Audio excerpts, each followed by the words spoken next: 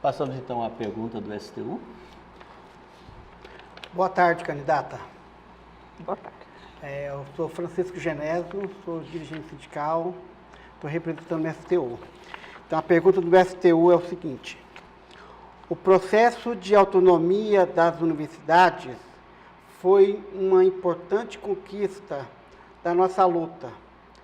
Fruto dessa conquista, surgiu o CRUESP e o conhecimento do Fórum das Seis como instrumento de negociação da pauta comum dos trabalhadores, sob a alegação da crise e na rabeira das reformas conservadoras do governo Temer, tentam nos impor um conjunto de retrocesso.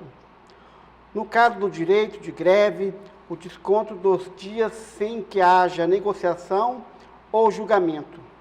No caso das universidades paulistas, o reitor da USP, além de já ter produzido uma série de ajustes que passam por demissão de trabalhadores e fechamento de creche, está levando para votação no Conselho Universitário proposta que institucionaliza limite de gasto que congela salário, carreira e estabelece limite para a contratação de técnicos administrativos, dentre outras.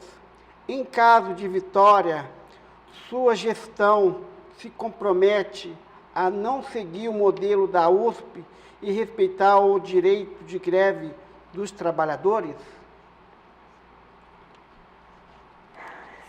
Sim, para as duas perguntas, e agora eu me explico. Primeiro, no caso aqui da gestão da universidade e no caso especificamente da USP. Essas medidas que a USP tem apresentado, ou vai apresentar para o Conselho Universitário, eu até mencionei numa outra resposta muito rapidamente, elas de fato vão congelar o funcionamento da universidade e congelar a sua ampliação. Isso criará para o Fórum das Seis, para o CRUESP, um constrangimento enorme, né? Várias das decisões políticas, salariais, que as universidades têm, que deveriam todas serem tomadas ali no âmbito desse conselho, e na negociação e conversa com o próprio fórum, isso será comprometido, né? Por conta do quê? Né? Porque se um dos três não pode mais fazer, né, um acerto, ou uma negociação, ou uma conversa, dificilmente essa conversa dos três reitores acontecerá.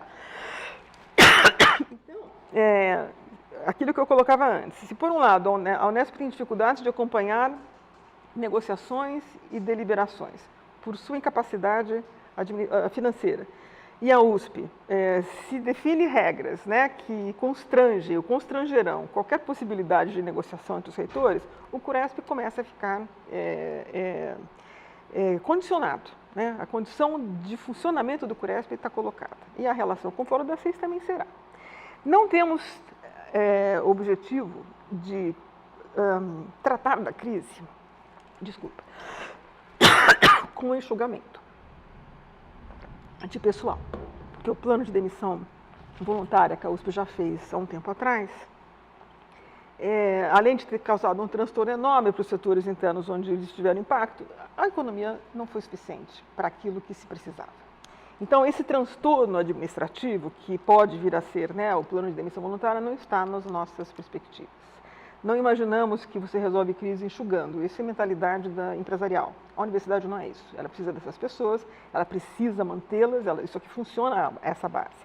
Então, essa mentalidade da resolução da crise através do enxugamento que você vê ali no mercado acontecer, não é o caso, né?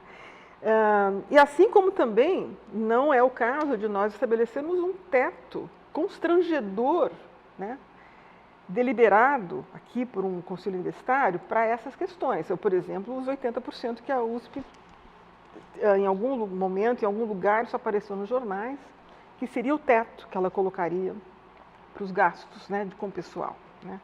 O que nós colocamos no programa, isso sim, é que uma gestão cautelosa nesse momento de crise, ela precisa estabelecer alguns patamares para saber quando é que ela pode ampliar, quando é que ela não pode ampliar.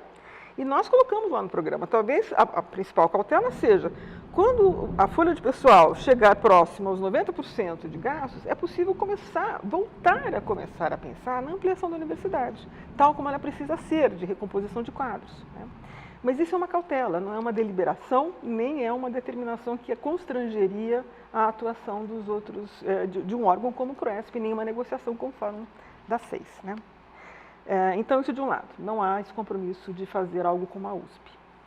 O outro sobre o direito de greve. Como eu já tinha mencionado na pergunta anterior, nós respeitamos sim os direitos políticos, respeitamos assim o direito de mobilização, o direito de greve. As manifestações legítimas, para nós, elas fazem parte da dinâmica democrática.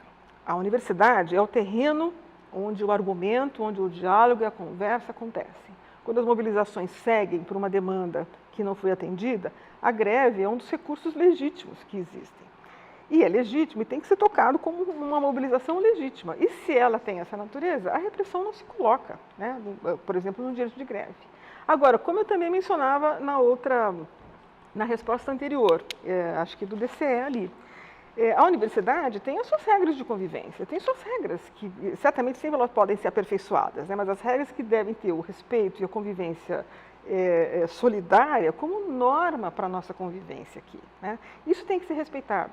Nós acreditamos, de fato, né, de que essa reaproximação ou aproximação da reitoria com a comunidade universitária pode estimular esse terreno democrático e pode, inclusive, garantir não apenas que os direitos sejam preservados, mas que as movimentações políticas sejam as mais legítimas e participativas possíveis para ajudar, inclusive, a uma gestão num momento de crise como esse aqui.